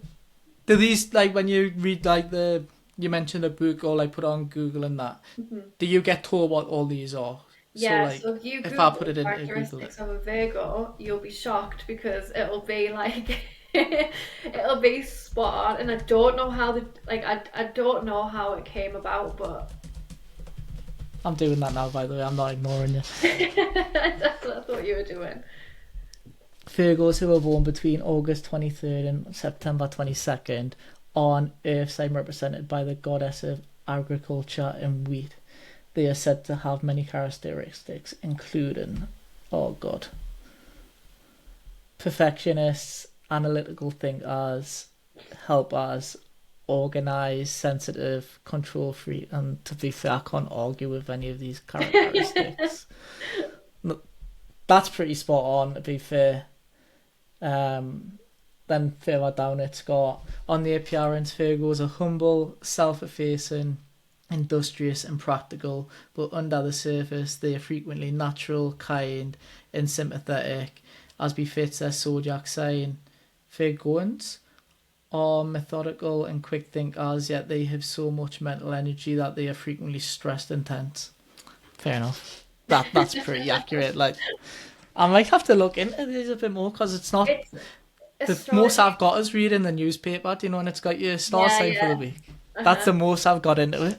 Yeah, like it's astrology's like huge though. Like you've got like retrogrades, you've got like all of your different planets, you've got your different houses. Like it's I'm into astrology, but not that much into astrology. Like there's some people who I have on my Instagram who are like 100% clued up, whereas I know a little bit about it, but not too much.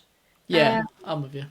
But yeah, the whole like spirituality, star signs, astrology, even like witchcraft, and then crystals. It's like one massive, like huge topic that like you couldn't possibly talk about in a day, let alone. Yeah. Like, to be fair, what I might have to do, right, because you've actually really piqued me interest now, right? I might have to get you on for a second episode solely on the ins and outs of astrology. Yeah, literally. Because just off that, right, you kind of blew my mind, and all I've done is read the top part of Google, and the characteristics of very much me. So I think that'll be good to have, like, if you're up for it anyways, we can get a second episode like planned in solely on that as well. Because obviously it's something you're passionate about, and if I'm being honest, it's something that has always intrigued us, and I know for a fine fact if I just read about it and stuff like that, I'm still not wrapping my head around it, because I'm a much better learner when I've got somebody kind of Having a not walking us through conversation stuff, about it. but yeah, exactly. So I can ask questions, stuff like that. I'm the same.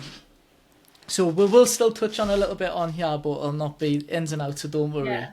My next thing is, with like your star sign stuff like that, do you like believe, and do you think it actually does influence like your personality and kind of how you would meet partners and stuff like that as well? Yeah, 100%. Yeah. Like, don't get us wrong, obviously there's room for like movement and stuff like that. Like, Yeah.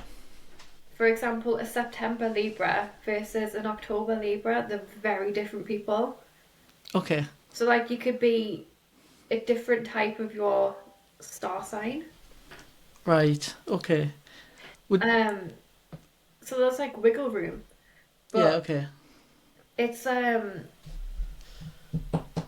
don't know, I do agree, I do think that it influences a lot in your life that you don't think about, because like what we've got to understand is star signs and astrology isn't like a new thing. They've used it for like ever since humans were first around. Yeah. They've looked at the stars, they've seen, right, that's where we need to go. Or the pyramids are based around the stars in the sky, and like, Listen, the pyramids are another thing that I could get into, because oh, they blow it's my honestly, mind. it's just a huge subject. There's episode 3. There we go. But Katie, we're changing it. You're just going to be a permanent host on the show now. We're just going to go over different topics. Cause is it the 3 pyramids in, is it Egypt, that are like perfectly aligned under Orion's belt? Yeah. And Yeah. then you've got Nah. I can't think of the name, the Sphinx. Yeah. We've got the Sphinx as well, which faces. But then there's pyramids dotted all over the world. There's one in Antarctica that's coming back Oh, up because the ice is yeah. melting. No, There's I a know. lot of stuff going on that is just crazy, and Yeah. it's all hidden. Well, and most people it's all hidden. So Yeah. yeah. Nah, I binge watched this sort of stuff on YouTube like until I was up until 4 o'clock the other night and hard work. I literally had an hour sleep, then went to the gym. So It's yeah, like addictive to watch, isn't it? You can't stop. it is. Like, oh, I need to No, go there more. so I think getting into astrology and stuff like that is something that I probably will need to look to do a little bit, because it does all link by the sounds of Yeah, it. it's crazy. So with the personalities and like the what I just mentioned with partners and stuff like that, this is just me being curious, just because it's happened. What's your thoughts on the same star sign, like being like partners? Is that like a no go? Like, It's a oh, clash. because that Like, my first ever like girlfriend, like probably first ever love, stuff like that. She was also a Virgo, but an August Virgo. right. Nah, it's a clash. Clash. Me and my best friend are both Libras, and we're very, very different people, but we've got the Right. same personality. So it's Okay. like I like completely understand her. Like we and her have the same brain, Yeah. but like I don't know. Like you've got like this different, you're like your most compatible star signs. Okay. Um, you can Google that as well. Like, what's the most compatible star sign for Virgo, and it'll give you 3 types.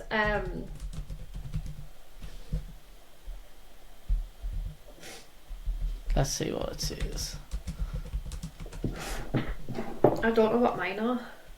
I'll have a look as well. So there might be no better match for Virgo than their fellow Earth sign Taurus. Taurus is laid back, reliable, perfect counterbalance. So it looks like Taurus is my. Is there like a proper site, or because I'm just looking? Do you know what the first description that comes up on Yeah, no, Google? I'll just look at that. Mine's an Aquarius. Oh yeah, I've got.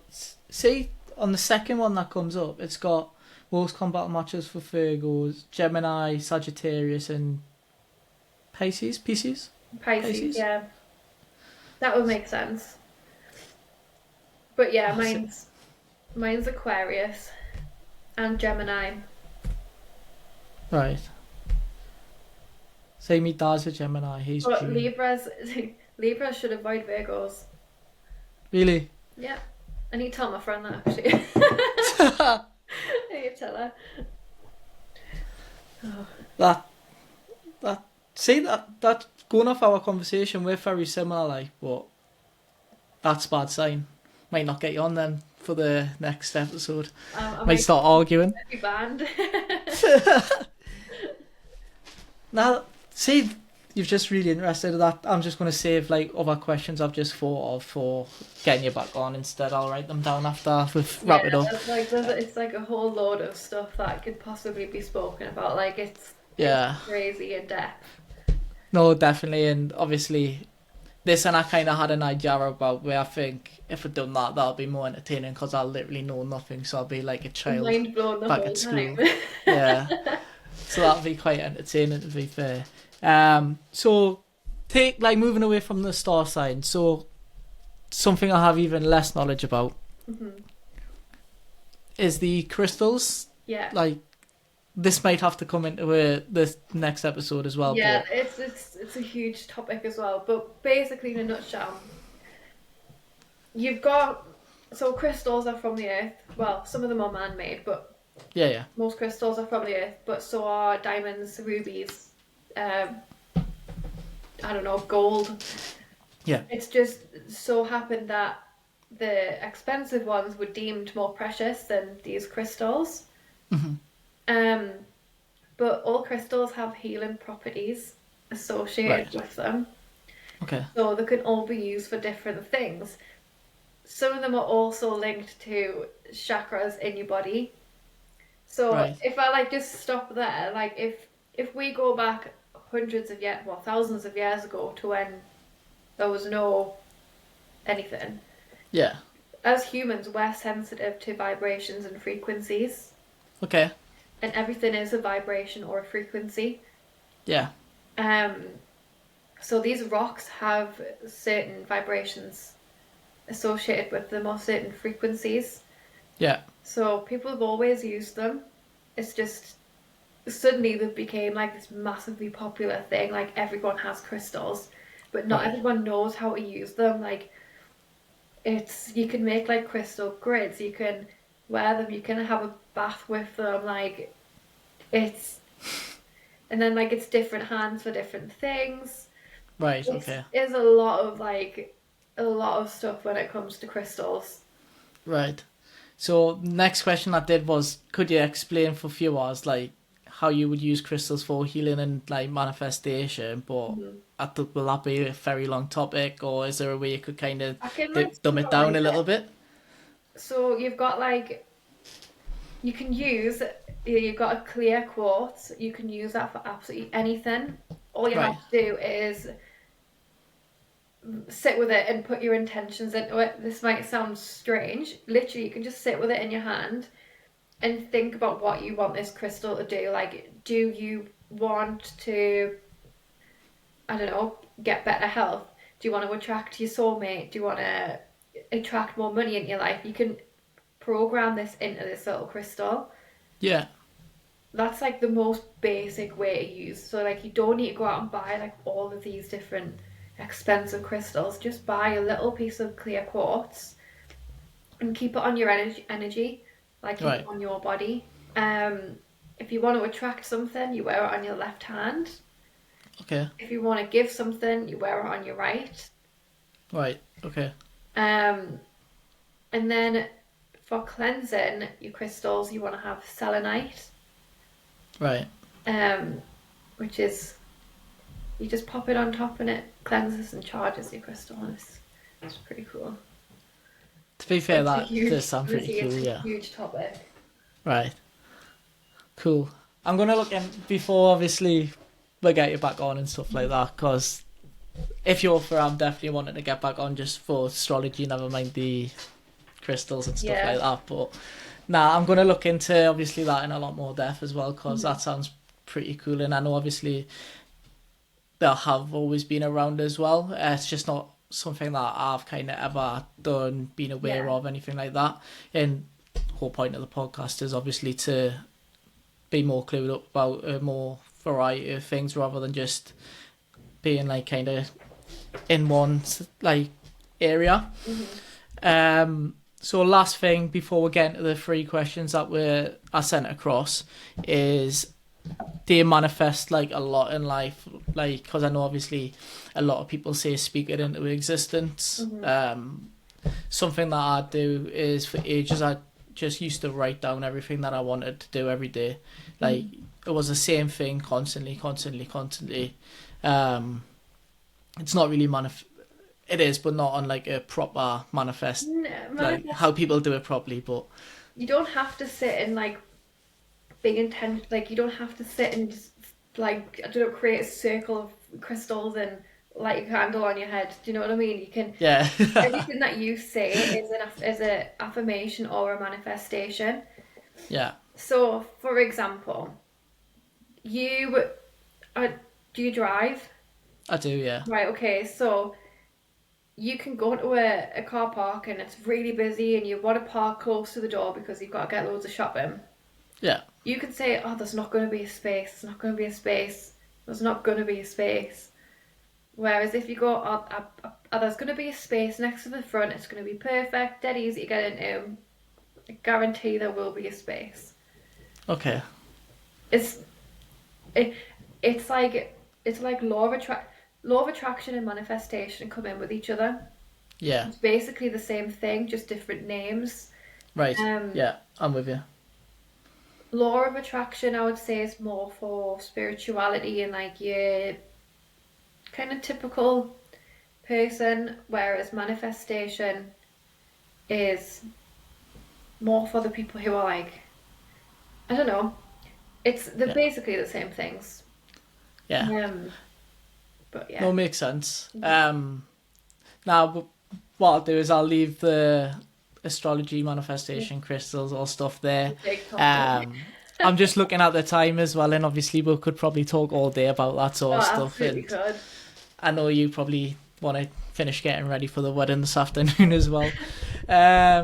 So yeah, last 3. So I gave you a heads up with the question, so Yeah. you're not kind of like a deer in headlights like the first guest was when I asked him about the dinner party guest. But before we get into that, what would you say was the hardest like mental struggle that you faced, and what was it that you did to overcome that as well? The thing is, I've been through a few.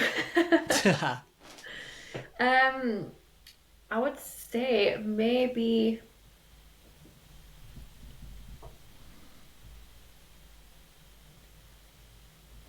mm, I'm trying to think of like the most like the point like pivotal. How do you say it? Pivotal, yeah. Pivotal moment. Um, Maybe I wouldn't say lockdown, but lockdown was definitely a pivotal moment in terms of like my mindset and where I was kind of going with everything. Like I was on this Yeah. sort of path where I was going somewhere where I didn't necessarily actually want to go. I was just doing it to make people around me happier. Mm-hmm. And then lockdown happened, and then I started doing what I wanted. And it was, Yeah. yeah. So what was it that you did to kind of overcome that like struggle in lockdown? Was it just change of mindset in general, kind of realised it wasn't what you wanted in life and you knew you had to make a change? Just for like anybody who's kind of out there who might be in a similar place now, like what would you recommend to them to kind of overcome that? This is something that I've like had to learn. So like especially like 2 years ago when I was going through another hard time is when I more so learned everything. Right. But sitting in your feelings is massively important Yeah. because we live in such a busy society where we're told that yeah, you can feel your feelings but not for too long. Yeah. why. Like, we need to be able to sit and we need to be able to express our emotions and feel them completely in order to move past and heal from everything. Yeah. Because if you're just gonna do like a little part of it, then you're gonna push it all inside. It's gonna come out later. Yeah. Like, you need to sit in whatever this shit that you're going through, even if it's happiness. Like, if you've just got the best news that you could possibly ever imagine, sit Yeah. in your happiness. Like, literally, like, feel the happiness, because it's something that you need to do in order to kind of grow into healing, to move past something as well. Yeah. No, amazing. I've done something similar lockdown time as well, so I totally understand that as well. No, fantastic. And next one would be is 3 people you could invite to a dinner party. You're hosting it. It's a full night as well, because apparently that makes a difference depending on duration and how long you have. So it's Right. like 4 to 5 hours. Previous guest mentioned it. He said if it's long duration, you invite people who we can learn from. If it's short, someone who we would have a good time with. But it's like a proper dinner party. So like, Very good point. it is, yeah. Not that. So Eva did that. So like, dinner party, what's that? 3 to 4, 5-ish hours if you had a proper dinner party. So yeah, We've talked about this a lot, you know. come on then. So, I would invite like an ancient Greek, like, queen, goddess. Cleopatra or something like that. Yeah, further like, back. imagine sitting down with Cleopatra, just like, Cleopatra was like, she was it. Like, there was no man Yeah. more powerful than Cleopatra. So like, I would love to kind of understand like what on earth was going on. Strong, Um, independent queen. she really is. Um, Also, Gandhi. Gandhi is a great shout. Don't ask why. Gandhi just seems like someone who I would want to have a conversation with. I Yeah. feel like you could learn some great stuff. You could, to be fair. Hmm. Because even like on religion and stuff like that, that would be a great Yeah, conversation to have. it really would. I've Like, never even thought of Gandhi before. Gandhi. And And then third one,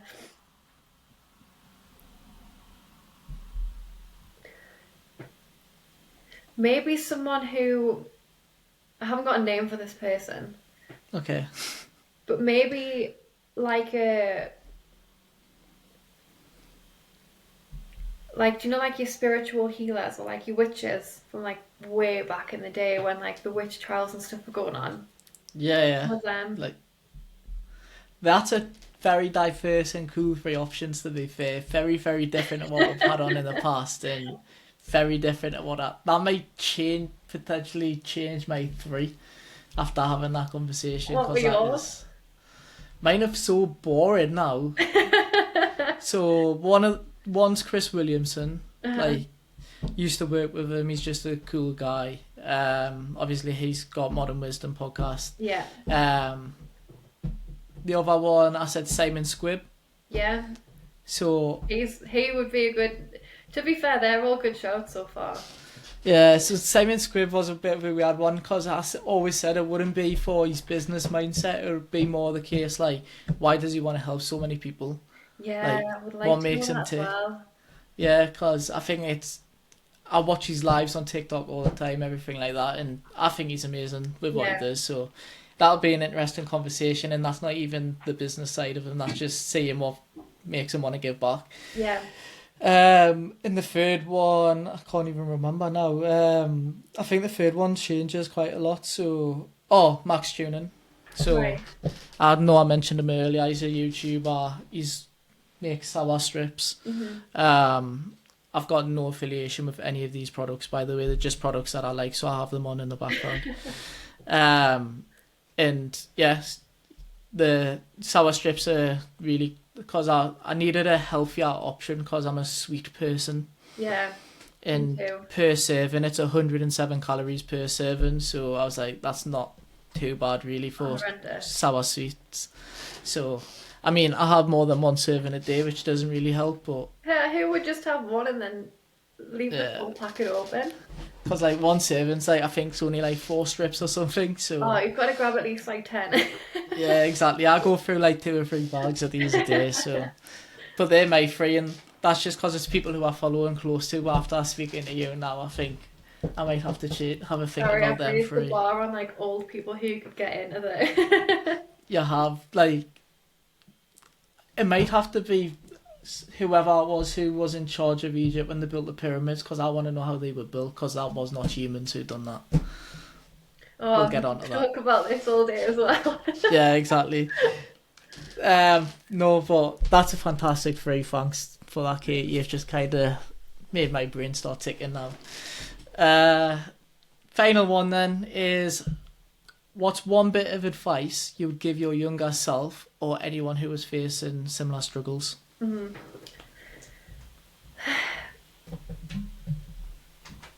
Stop caring what other people are saying or thinking. They're only Yes. doing that out of a lack of self-belief and an insecurity in themselves. You just keep doing you and you'll be fine. Yeah. Them same people will probably also be the ones who will also congratulate you once you're successful as well. Yes, but we always remember them. Yeah, Everyone. I like that. Now that's very good advice, and it's been amazing having you on, Katie. I wasn't sure how it would go with it being obviously one first female, bit different sort of conversation, but I've really enjoyed it. I think it's been my favourite recording so far. If I'm being honest, the bit that I've enjoyed the most was the last part about the star signs, astrology, everything like that. Oh, So honestly, I can go on about this for yeah, so long. we'll have to get you back on for that. So just for the listeners and anyone watching as well on YouTube, where can they find their social media? And if you want to give like any brands or anything a shout out as well, feel free to do so. My Instagram is @_Katie Shutt with 2 T's. And then I've got a link tree on there so you can find everything else. It's pretty easy. Brands, I'm with a jewellery company. I don't have the box with us, but hang on, I'll see if I can try and get a photo of it up. Right. This is so bad. They are called To be fair, I probably should have gave you a heads up. Anna Jones. It's jewellery. It's real gold. So in there is a white gold tennis bracelet and a white gold necklace. Obviously very, very nice, very sturdy. But there's a link on my link tree as well to go and purchase them, and you can use code Katie Shutt 20. Or maybe it's Katie 20. I really don't know. I'm gonna have to double check this. Sorry. It'll be in our link tree as well, guys. So if you do get confused, Katie just use what's in there. 20 for 20% off. So there we go. Everyone check Katie out. Our social media. She posts some great content, and any females listening as well, she'll be a great inspiration. Anything like that for you as well. Yeah, other than that, Katie, it's been a pleasure having you on. I hope you have a fantastic time at the wedding this I'm afternoon. looking forward to it. Yeah, it's been a very busy day for you. So I'm very thankful for you coming on as well and making the time to come on the show. Not a problem And at all. we'll definitely be in touch as well to get you on for a second episode. 100%. 100%. So I'll see you everybody in the next episode. We will have Jack Ainsley and Paige Ainsley travel on. But yeah, that's a wrap for today, guys.